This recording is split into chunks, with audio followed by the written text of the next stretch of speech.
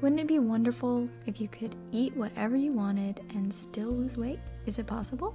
Today we are going to talk about Ozempic, Mounjaro, Wegovy, and GLP-1 agonists. Welcome to Renewed Hope Women's Wellness. I'm Happy Sperling, wife, mom of 7, board-certified holistic health practitioner, and owner of Renewed Hope Nutrition Center. After years of searching for the answers to my own health issues, I grew tired of always being told there was nothing wrong when I knew something wasn't right. If you're searching for answers too, this is the place for you. Whether you're a college student, mom, businesswoman, going through menopause, or anything in between, I'm here to empower you and teach you how to become your own health advocate. I'm here to renew your hope and let you know you are not alone. So let's start this journey together. 42% of Americans are morbidly obese. Could this actually be a game changer? Yeah, so that seems to be the question of the day lately, really has been for several months now. And because there hasn't been a lot of research on it, everything's kind of newly coming out about the side effects and the benefits, the risks involved. These medications do this by targeting an area in the brain called GLP-1 receptors that help regulate your appetite and how much you eat. They closely mimic a natural hormone in the body called incretin, which is made primarily in our digestive tract, and work to improve insulin resistance. We have GLP-1 receptors in the beta cells in our pancreas, in our brainstem, the central nervous system, the hypothalamus, the cortex, our gastrointestinal tract, endocrine system, heart, lungs, and our immune system that they know of. It actually is estimated that we probably have them in more places than that, but those are the ones that we know of for sure. And these receptors are what control appetite and hunger, as well as gastric emptying. So the receptors actually target more of a brain messaging center than anything. Okay. So it doesn't really base it in the gut itself, but because the brain is sending the signaling there and this affects those receptors, that's kind of where the messaging is changed. So it can help people feel full and satisfied with less food and even shut off hunger mechanisms, which sounds like a good idea, especially if we struggle with insulin resistance, which often leads to leptin resistance. So often people don't have that gauge of being hungry or full. When you have leptin resistance, that hormone is not being picked up on, so it becomes really difficult to lose weight, and you have to really retrain the body to be sensitive to leptin, just like you do to insulin, in order to really allow that hormone to regulate so that you don't get those mixed signals of being hungry when you should be full. Right.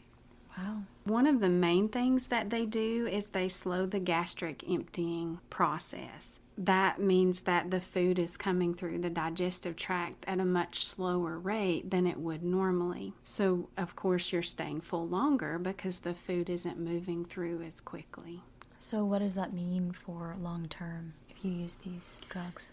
There's some debate as to whether or not the gastric pathway would actually be able to regain motility, so the ability of the stomach to actually press food and use that muscular action of moving food through the system, it can actually be delayed because it is a muscle. And if you do that long term and you suppress movement in the gastrointestinal tract, there is a concern, and it's a very valid one, that you may actually cause a condition called gastroparesis, which is a type of mild paralysis of the gastrointestinal tract. It still works, but it works really, really slow. So these GLP-1 receptors kind of mimic what I have clients that actually have gastroparesis, which is a very slow, delayed emptying of the gastrointestinal tract. And it can be quite painful, honestly. It's a very difficult issue to deal with, simply because once the body has had a muscle weaken like that, it's difficult to regain the strength of that. So there is some concern as to whether or not that will go back to normal and if you will have normal gastric emptying once you stop the drug.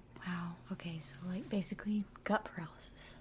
Yeah, and they know that this is an issue now because it just recently came out that if you're going to have surgery and you have an upcoming surgery, if you're a diabetic and you've been on one of these GLP-1 medications, which is like Ozempic or Wegovy or any of those, that you actually need to, if it's a daily dose, that you need to stop the dose 2 days before you go into surgery. And if you're on a weekly dose, like many people are for weight loss, you actually need to stop the injection the week before surgery. And that's simply because people were fasting the night before for surgery, just like anyone would. But then when they got in to do surgery the next morning, the gastric emptying was so slow that they still had food content in their stomach, so they weren't able to have surgery. And of course that could be dangerous. So they are saying that you need to be aware of that it truly slows down the emptying process. And so for some people that's going to cause nausea and diarrhea and vomiting. Some people could have constipation. It really depends on what kind of condition your gut health is in when you start a medication like this, as to how you'll have side effects manifest.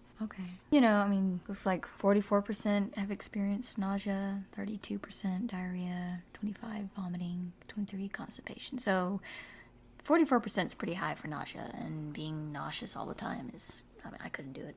Some people can. Some people feel like maybe it's not as dramatic for some people as other people. There has been significant dizziness and bloating. Of course, you're going to have bloating if you have everything moving through in a really slow transit time through the gut because it's not moving. I mean, that's kind of one of the things that you want to make sure with regularity, that you're moving everything through in a timely manner. So of course you're slowing that process down. There's some benefits to it as to how you can regulate appetite and hunger, but there is a downside. So indigestion, gas, reflux, low blood sugar, and even the heightened risk for pancreatitis. There is a warning that if you have had pancreatitis in the past, you wouldn't be a good candidate for a GLP-1 medication because it could increase the risk even more. Okay. Well, we've covered the side effects. I guess we should talk about some of the benefits. Yeah, and honestly, that's just trying to touch on a few that have been actually... these are minor side effects. Yeah. Going into the major side effects as well is... Yeah, the semaglutides actually have a black box warning on that medication or in that line of medications. That is the most significant risk category that the FDA issues as far as a warning label. There's only 600 meds that qualify for a black box label, which means it's a really high risk medication, and semaglutides are one of those. And I'm not sure that is being talked about or discussed. I hope it is among a practitioner and a patient, that there are real risks here. The studies that were done was actually a 168-week trial that had 1,961 individuals in the trial. That study was actually paid for by Novo Nordisk, which is the company, of course, that has kicked all of this off. There was no third-party research that had been done at all. The study was 100% funded by Novo Nordisk, and all of the research doctors that are listed on the study, if you go in and look at that, are either on the payroll with this company or they own stock in the company. So the study is looked at a little differently in that it's kind of hard to know if it was really done properly because the people paying for the study were also the ones completing the study. So there are some questions to be asked about the legitimacy of one study. Right. Just because you have a lot invested. There's a quote by Upton Sinclair that says, "It is difficult to get a man to understand something when his salary depends on not understanding it."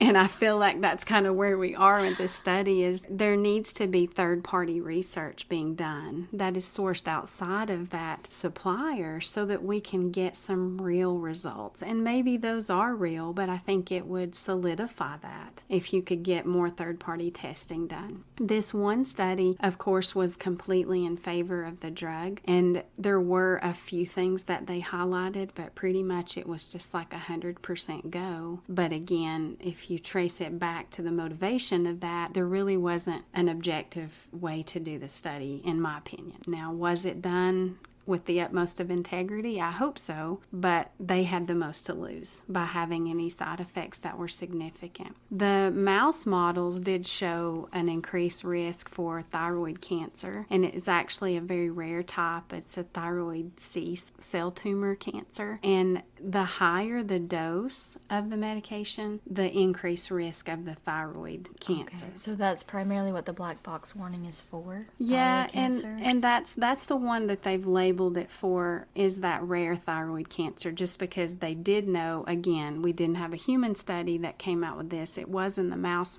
models. But what's happening right now is we've had this short-term study that was conducted by the company, but there hasn't been enough time to do a long-term study. And so the people who are trying this medication right now are what we call a market data analysis group. They are the long-term study. And so as people take the medication, they will go to their primary care providers that have given the prescription, and they're supposed to report side effects, which is where we're finding these mild side effects that people are having with the nausea and the constipation and all that. And then the provider is supposed to note all of those side effects, and then that's going to be collected as a data analysis. So the people that are taking the medications now are actually part of the study group for long-term side effects. Oh, wow. So as long as the primary care providers are able, with time constraints and all, to actually write down all the side effects, go through the paperwork and all it takes to submit those, then we're going to get this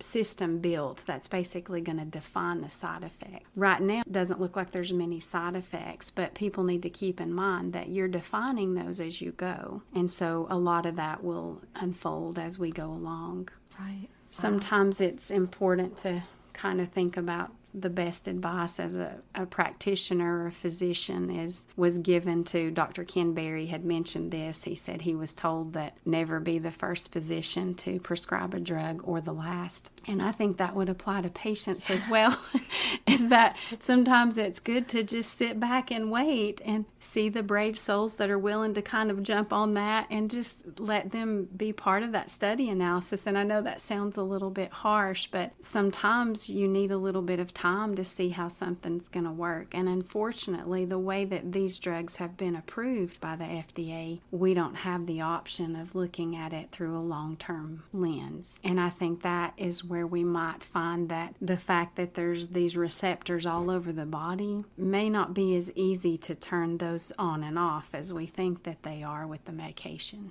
Yeah, well, it's pretty heavy. So we got pretty somber there for a little while, and we have been completely negative about the drug. I just want to know if there's any kind of benefit. I feel like there is a group of people that truly have morbid obesity, meaning that their BMI is above 27%, and they're actually not able to lose weight, and maybe they really have tried everything. That's when you look at that as going in with eyes wide open to know, hey, there's some very real risk here. But there's also some real risk to having morbid obesity, and the chance of a heart attack increases, and there's some real issues there to just stay in that place too. I think you kind of compared it like maybe you had heard compared on a podcast or something about to a pair of running shoes. Yeah, it's a tool. It's like a good pair of running shoes. You add it to your healthy lifestyle. Yeah. For a couple of months. And that's the difference, is I think adding this as a tool so that you can change your eating style and everything so that you're supporting low insulin levels and you're learning how to regulate your insulin by the foods that you're eating. And then you have this for a short-term period, maybe 3 to 6 months. The less time you're on it, of course, the less risk factor, but no mistake in the fact that that doesn't mean there is no risk. You're just not on it as long. So, of course, you would assume that may be less risk. It may not be for some people, but if this is truly the only way someone feels like they're ever going to be able to make that change, then it's like a lot of medications. Maybe it's a good bridge to get you from this point to that point if you understand. And I think that's the concern, is that maybe people aren't being made fully aware of all the risk. And that needs to be discussed openly, is it's not just this wonder drug that has no side effects. And if you go in that with eyes wide wide open, then you know, hey, I'm assuming this risk over the risk of not being able to lose weight. And you kind of weigh those out. But it's a Right. hard call, because I think gastric sleeve surgery is, to me, very comparable to this, or gastric bypass, where you are slowing down the process of digestion, and because of that you have a lot of the same effects. And it's used as a tool. It helps you, moderate your diet. But usually, the people that I've seen who have gotten this procedure usually implement exercise and they get their vitamins in check, and it just changes their entire lifestyle. And it can literally come out of that surgery and have a new ability to manage your weight like you haven't before. But I know of clients that I work with that have maintained their weight loss, and they do it through a lifestyle change. So they used the surgery as a tool, and it got them to that place to where they felt like they had at least a heads up, where it's like, okay, now I can start to gain some ground on this. Where before maybe they felt like it was kind of hopeless, like there's this insulin resistance that's in place, and it takes a lot to get that reversed, and sometimes time is not on your side when you're dealing with obesity. Well, no. And also, going back to the running shoe metaphor, you can put on your running shoes and sit on your couch. They Exactly. look great on your feet. They feel good. But if you're just sitting there. Keep them clean that way too, because I don't like dirty shoes. No sweat, no tears, no blood. It's great. But, getting out there, walking or running, and just trying those out, using them instead of just running barefoot. You can look at this. If, you're morbidly obese, I could see it being an amazing leg up. Like a ladder, a nice stepping stool to finally get above water. Yeah, and I think that knowing that you're looking at something like a tool, and then you're able to say, hey, during this time, I'm going to get my nutrition in check so that I can maintain the weight loss, because that's the other flip side of this. In the study that was done, there was a significant amount of weight loss initially. Towards the end of the study, they did see that some of the weight had already started to come back, even while still on the semaglutide. So that there was some weight gain. The way that this works is that it actually accesses the brainstem and changes messaging. So that's kind of, in a nutshell, you're getting receptor changes in the hypothalamus, which is triggering that you're not hungry or you don't need to eat, or that kind of signaling. It also shrinks fat cells because of how it affects the glucagon-like peptides. So you're getting some effect on that as well, which is a good benefit. But it caused the fat cells to shrink on this drug. But the problem is you do make more fat cells, they're just smaller. So if you gain weight, then you could still possibly gain more back than what you lost, because your body has possibly created more fat cells, they're just not as large. And fat cells have memory, which is why it's so hard to lose weight.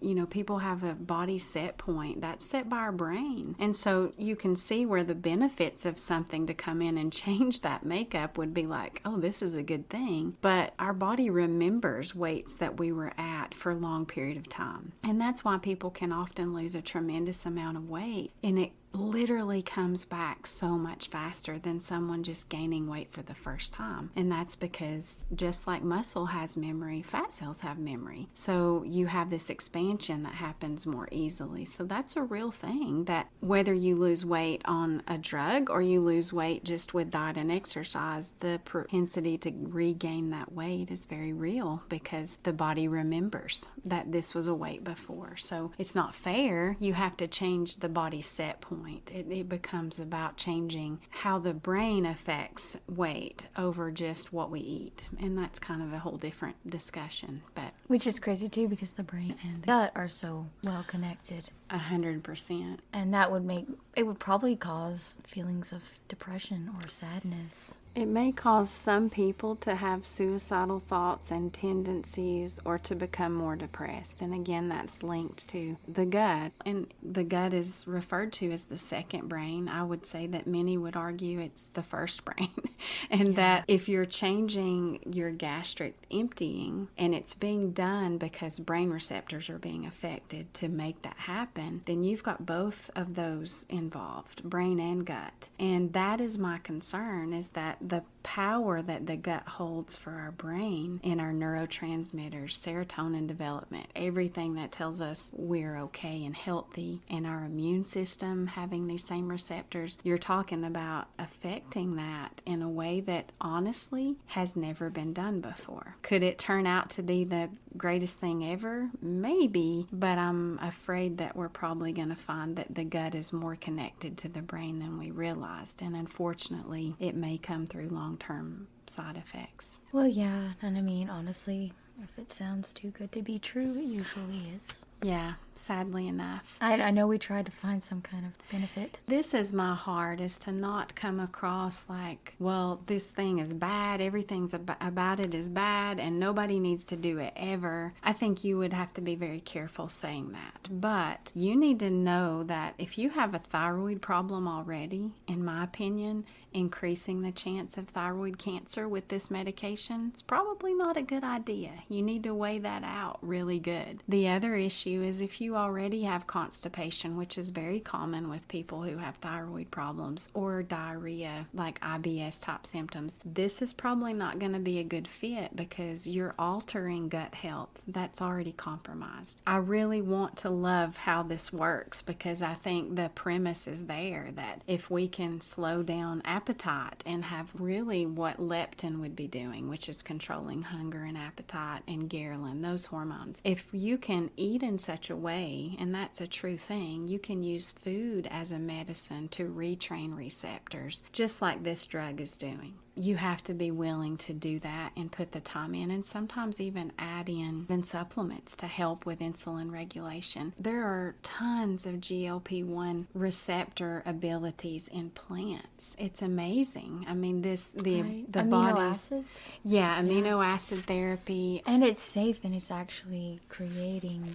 a healthier you. The side effects aren't nothing like this. Yeah, and that's where even the worst of them are nothing. And there's actually a couple that I want to mention at the end here that are alternatives to this, because I think if we're going to paint a picture about something that seems very lopsided on the negative side, I wish it wasn't, but my job is to be honest and say all we can do is present that these are some benefits, these are the risks, and then you're allowed to make that decision with your provider. But I feel like everyone needs to have that information available. Plants have over 200,000 secondary metabolites or chemicals that are in plants that have therapeutic benefits, and 50% of our drugs or medications are derived from copied plant compounds, which is phenomenal. So if you look up even on Google and you say natural GLP-1 receptor plants, you can find tons of things. I mean, in nature, this is being done. One of the things is berberine, which is a plant that actually can be used just like metformin in blood sugar regulation, so in blood glucose regulation. And for me, I think it would be good to know that you had truly exhausted all of your resources before you even considered a medication that at this point has more risk than benefit. And if you can do berberine like that and you put that in your daily protocol, it is phenomenal at balancing blood sugar, to the point that if you're on metformin for insulin resistance and you try to use those, you have to be careful because it can balance blood sugar that well. So it can actually be a stand-in even for people who are trying to balance like true blood sugar issues from being pre-diabetic. It's a phenomenal plant. There are some side effects that can happen with that one, particularly is a little bit of gas and bloating. But as we've heard, that is probably not going to be avoided at all if we have some gastro emptying delayed there. Honestly, I feel like if you would use one of the GLP, and if that one's not a good fit for you, there's tons of other ones. Alpha lipoic acid can be a great glucose metabolizer. It can help you with blood sugar regulation, and I use that often in practice just to help with insulin regulation, and it works really well.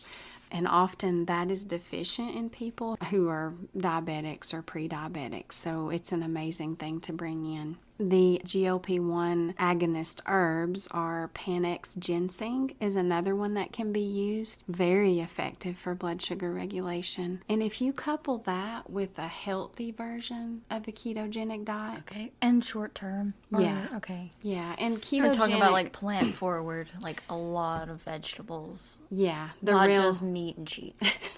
The real keto, not the Atkins diet. Ketogenically is supposed to be lots of green leafy vegetables, salads, a moderate amount of fat, and a moderate amount of protein. But those are coming from good sources. And incorporate fasting with that. It's such a phenomenal tool. When you talk about being able to balance blood sugar and reverse insulin resistance, you can't get away from adding fasting in. So not only what you're eating, but how often you're eating. That's going to affect your body's ability to do this, what this drug is doing on your own. So fasting incorporated in a healthy lifestyle with a true ketogenic healthy diet, and one of these herbs that are GLP-1 agonist, Panax, ginseng, or berberine. So you can use those, ketogenic diet, and then also fasting, which can be done primarily at night. You can get in a lot of those fasting hours. Oh, absolutely. You're not just starving all day, so don't look at it like that.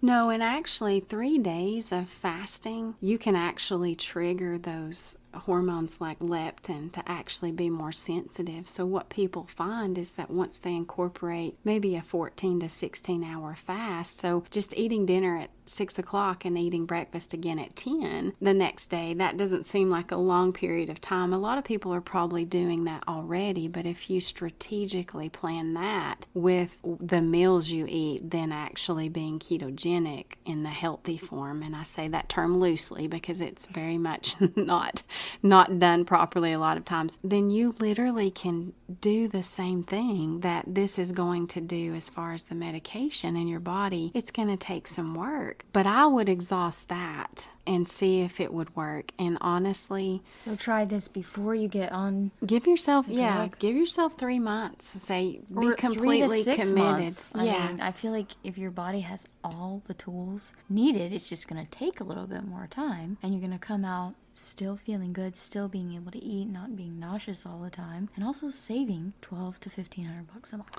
Yeah, that's the other big downside on this is the cost. I mean, and I think a lot of concern it's very valid is this a drug that you're expected to be on your whole entire life? And what we're finding is that when you come off of it, the studies are showing that there is some weight to be regained. We don't know how much because, again, we're not in a long-term stretch of it, but that's a valid concern. So are you going to stay on that forever to maintain the success that you've had? Is that why it's going to be a billions upon billions of dollar industry, is because you are kind of dependent on it? Where with this kind of plan, you have nothing to lose. There's no way that if you do a proper fasting regimen and you're on a healthy ketogenic diet, and even adding in one of these plants that have the ability to have anti-diabetic properties, that you're not going to see some results. But if it was truly slow, it's like you said, I mean, it may take a little while, but how long did it take to get where someone might be? If you have had obesity, that didn't happen overnight, most likely. It's been a gradual insulin resistance that's been building. But there are over 400 phytonutrients in plants that have anti-diabetic properties. So you have a pretty good list that you could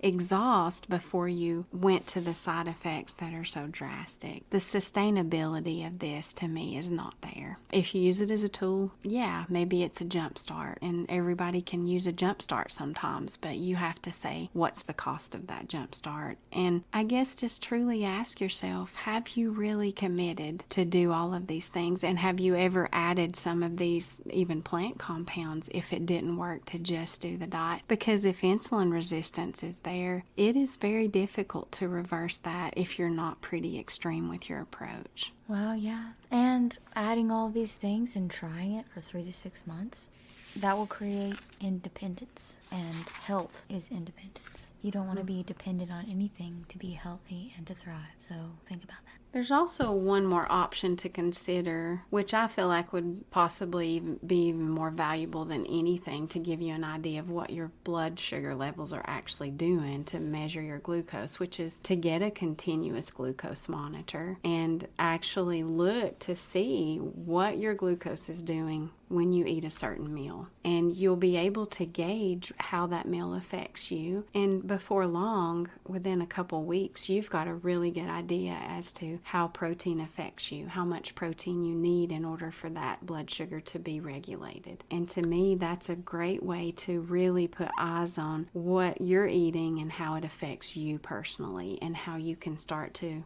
adjust that. And it would give you an overall idea of your actual health, not just concerning your weight, but also Absolutely. you in general. It would help you get a better grasp, and also seeing it, having it tangible right there, being able to have that control yourself independently would be very empowering. It is, and I have a lot of clients, we do food journaling when they're diabetics and pre-diabetics, and every time they come in and they're like, I couldn't believe when I checked my blood sugar after eating this meal how much higher it was, or how excited they are to say, I got up this morning and my blood sugar was 87 and this is the meal that I ate that made that happen. And you gain such confidence realizing that you can actually control something that may seem uncontrollable, but it takes that consistency. And it's like anything, whether it's gastric bypass, gastric sleeve, a GLP-1 medication, if you don't change how you are eating in order to maintain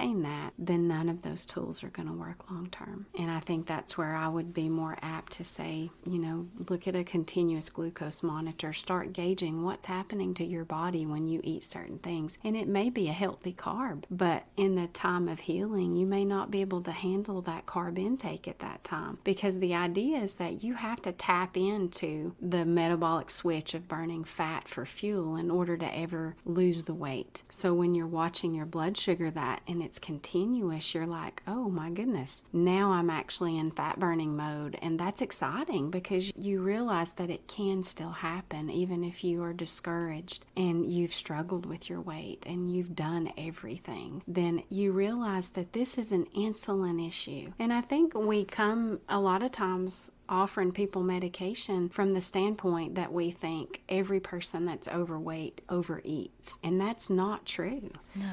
People are not gluttons just because they have a weight problem. And I think some of the people I know that struggle with being overweight eat less food than someone who's thin. It's an insulin problem. And that's why these medications could be exciting if we had better long-term studies, is that it's an insulin regulator. That's what the problem is. But you can do that in so many ways on your own if you're willing to do it. And we know that because we can reverse type 2 diabetes, and that's full-blown metabolic syndrome. Insulin resistance can be reversed with good diet, even incorporating fasting, and sometimes using plant compounds to be able to be really strategic in that, which is empowering to know that maybe right now you feel like you don't have any control and that you are exercising and you are eating right and it's just plain not working. And that's a big part of the clients I see, is trying to figure out, why is this not working? Because you're doing hard work. The hardest working clients I have are the ones who are trying to lose weight, and it's so frustrating for them to not be able to have results. This is an insulin problem, so how can we help with the insulin levels? And if we can do that, then you're on your way to being able to reverse obesity.